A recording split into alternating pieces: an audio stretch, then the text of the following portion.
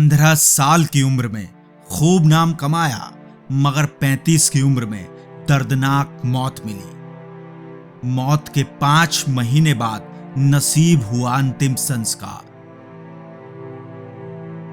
इतनी दर्दनाक मौत मरी थी उस जमाने की ये मशहूर सिंगर, नाम था नाजिया हसन।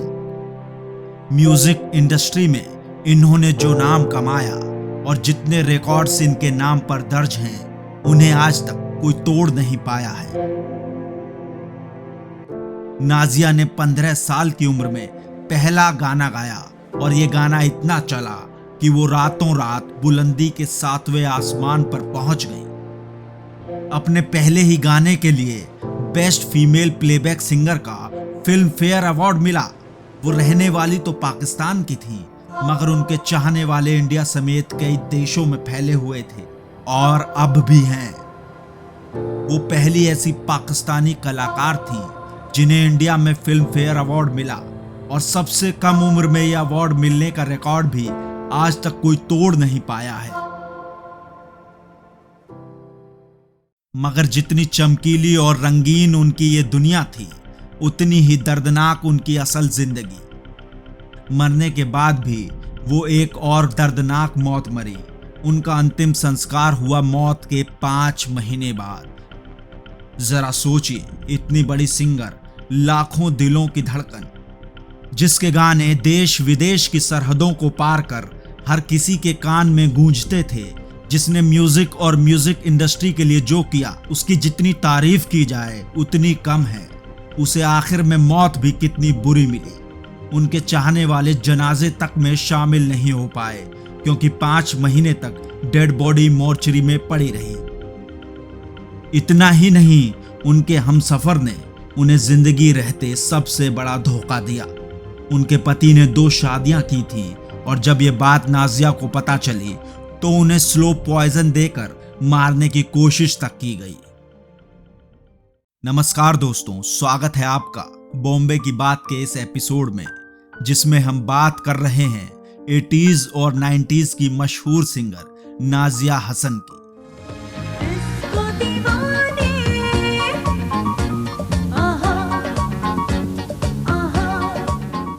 और सबसे पहले बात नाजिया की निजी जिंदगी की। जन्म हुआ 3 अप्रैल 1965 को पाकिस्तान के कराची में। इनके वालिद पाकिस्तान के नामी बिजनेसमैन थे, जिनका नाम था बासिर हसन। वालिदा मुनीजा बासिर एक सोशल वर्कर थी, मतलब रसूखदार परिवार से ताल्लुक रखती थी नाजिया। उनकी परवरिश और पढ़ाई लंदन से हुई थी। वहां पर इनका घर था, जहां परिवार के साथ रहती थी। नाजिया को गाने का मौका कैसे मिला, ये कहानी आपको बताते हैं।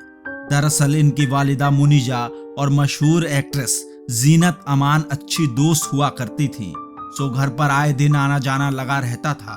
एक दिन जीनत की नजर बच्चों के कमरे में रखे गिटार पर पड़ी, तो वो पूछ बैठी, ये गिटार कौन बजाता है? तो मुनीजा ने बताया कि उनके दोनों बच्चों को म्यूजिक का शौक है। स्कूल के बाद खाली टाइम में वो म्यूजिक की प्रैक्टिस किया करते हैं।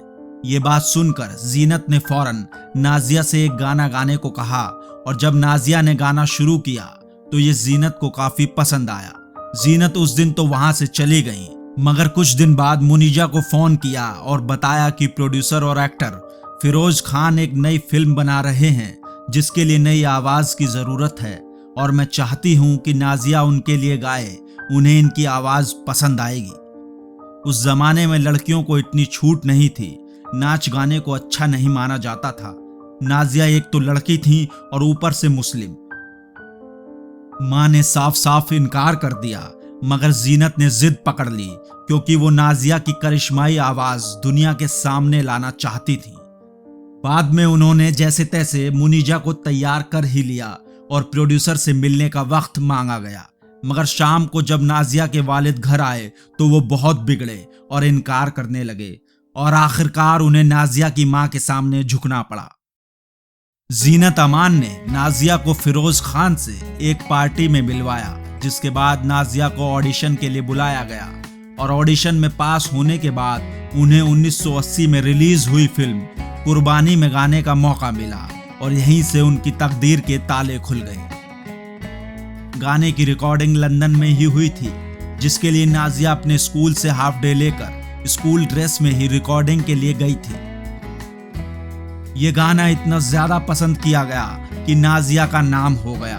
कुर्बानी की रिलीज के बाद नाजिया पढ़ाई में बिजी हो गईं। तभी एक दिन वालिदा मुनीजा के पास इंडिया से राज कपूर का फोन आया और बताया कि नाजिया को फिल्म फेयर अवार्ड दिया जाएगा, इसलिए आप लोग फौरन इंडिया चले आएं। पूरा परिवार भारत आया और नाजिया को शोमैन राज कपूर के हाथों अवार्ड दिया गया। अवार्ड नाइट के दिन होटल में नाजिया ठहरी थी। वहां दर्जनों मीडिया कर्मियों का जमावड़ा लग गया और वो लोग उनका इंतजार कर रहे थे। पहले गाने के बाद ही कम उम्र की नाजिया एक नेशनल सेंसेशन बन गई। इसके बाद 1981 में नाजिया का एल्बम डिस्को दीवाने लॉन्च किया गया। उनकी शानदार आवाज का ही जादू था कि ये एल्बम भारत और पाकिस्तान का बेस्ट सेलिंग एल्बम बन गया था। साथ ही इसे वेस्ट इंडीज, लैटिन अमेरिका और रशिया में भी काफी पसंद किया गया। मतलब अपने पहले ही एल्बम से नाजिया इंटरनेशनल सिंगर बन गई थी। नाजिया का यह एल्बम इतना पॉपुलर हुआ कि वो जहां जाती थी लोगों की भीड़ लग जाती थी। एक बार जब वो कोलकाता एयरपोर्ट पहुंची तो उन्हें देखने के लिए 1 लाख लोग जमा हो गए थे। नाजिया की बढ़ती पॉपुलैरिटी देखते हुए म्यूजिक डायरेक्टर बिड्डू ने उन्हें म्यूजिक एल्बम स्टार में एक्टिंग करने का ऑफर दिया, मगर उन्होंने इसे ठुकरा दिया और इस एल्बम के लिए सिर्फ गाने ही गाए। बेहतरीन सिंगर होने के साथ साथ नाजिया बेहद सुंदर भी थी। उनके पॉपुलर होने के बाद हर नामी फिल्म मेकर ने उन्हें अपनी फिल्म में साइन करने की कोशिश की, लेकिन परिवार के लिए नाजिया हर बार ऑफर ठुकरा दिया करती थी। कहा जाता है कि उनके पास ब्लैंक चेक तक के ऑफर आते थे, मगर वो एक्टिंग के लिए साफ मना कर देती थी। परिवार वाले चाहते थे कि वो ठीक से अपनी पढ़ाई पूरी करे और नाजिया ने पढ़ाई के साथ साथ सिंगिंग का अपना सफर जारी रखा। 1984 में रिलीज हुआ नाजिया का एल्बम यंग तरंग पाकिस्तान का पहला एल्बम था जिसमें म्यूजिक वीडियो था। ये उस जमाने का एशिया का सबसे पॉपुलर एल्बम था। 1991 में नाजिया ने अपने भाई जोहेब के साथ music album camera camera release किया, जिसके ठीक बाद उन्होंने अनाउंसमेंट की कि ये उनका आखिरी एल्बम है। पर्सनल लाइफ में फोकस करने के लिए नाजिया ने हमेशा के लिए गाना गाना छोड़ दिया। लंदन से पढ़ाई पूरी करने के बाद 1991 में विमेंस इंटरनेशनल लीडरशिप प्रोग्राम में इंटर्नशिप की और बाद में नेशनल सिक्योरिटी काउंसिल में नौकरी भी की। उनके पास लॉ की डिग्री भी थी। 30 मार्च 1995 को नाजिया ने कराची के बिजनेसमैन मिर्जा इश्तियाक बेग से शादी कर दी। इश्तियाक से नाजिया की अरेंज मैरिज थी। 1997 में नाजिया ने बेटे अरेज को जन्म दिया, लेकिन शादी के कुछ समय बाद ही दोनों के बीच अनबन होने लगी। नाजिया के पति का पाकिस्तानी एक्ट्रेस से अफेयर था। जैसे ही ये बात उन्हें पता चली तो घर में झगड़े शुरू हो गए। एतराज करने पर पति उनके साथ मारपीट करने लगा। नाजिया से पहले इश्तियाक की 2 शादियां हो चुकी थी, लेकिन ये बात उन्होंने छिपा कर रखी। नाजिया से पहले इश्तियाक ने फिलीपींस की डांसर हेजल से शादी की थी, जिससे उनका एक बेटा इमरान बेग था, और उनकी दूसरी शादी पाकिस्तानी एक्ट्रेस शाजिया से हुई थी। दूसरी पत्नी ने बेग की मेंटल कंडीशन खराब होने पर तलाक ले लिया था। ये दोनों ही शादियां नाजिया के परिवार से छिपा कर रखी गई। 21 जून 2000 को नाजिया ने पाकिस्तान के नामी न्यूज़पेपर डेली जंग को आखिरी इंटरव्यू दिया था, जिसमें उन्होंने पहली बार मारपीट और पति के जुल्मों पर खुलकर बात की। नाजिया ने बताया था कि पति मारपीट कर उन पर दबाव बनाता था कि मीडिया में ये कहा जाए कि उनकी शादीशुदा जिंदगी खुशहाल चल रही है, लेकिन ऐसा नहीं था। इसके बाद जब नाजिया को कैंसर हुआ तो उनके पति ने इलाज का खर्च उठाने से भी इनकार कर दिया। नाजिया कहती थी पति इश्तियाक बेग के साथ रहने की जगह वो मरना पसंद करेंगी। नाजिया के भाई ने भी एक स्टेटमेंट में बताया था कि उनकी बहन को उसके पति ने बंदी बनाकर रखा था। पानी जब सिर से ऊपर चला गया तो सन 2000 में नाजिया ने अपने पति को तलाक दे दिया और अपने पेरेंट्स के साथ रहने लगी। पति से तलाक लेने के बाद नाजिया का इलाज उनके घर वालों ने लंदन में करवाया। नाजिया की 5 कीमोथेरेपी हुई थी।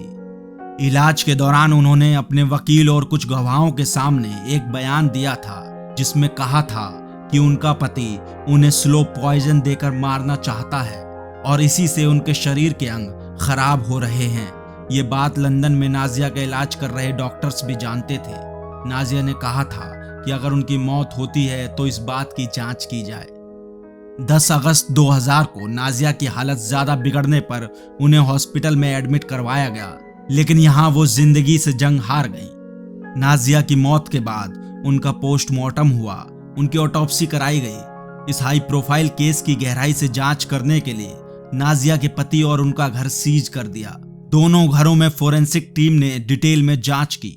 कुछ महीनों बाद एक रिपोर्ट जारी की गई जिसमें कहा गया कि नाजिया की मौत लंग कैंसर की वजह से हुई है और इसे एक नेचुरल डेथ माना गया।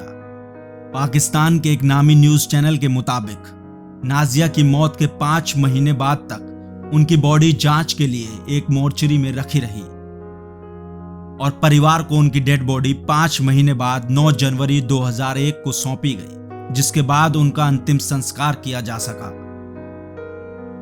उनकी मौत के बाद 2002 में पाकिस्तान के प्रेसिडेंट परवेज मुशर्रफ ने उन्हें प्राइड ऑफ पाकिस्तान का खिताब दिया था।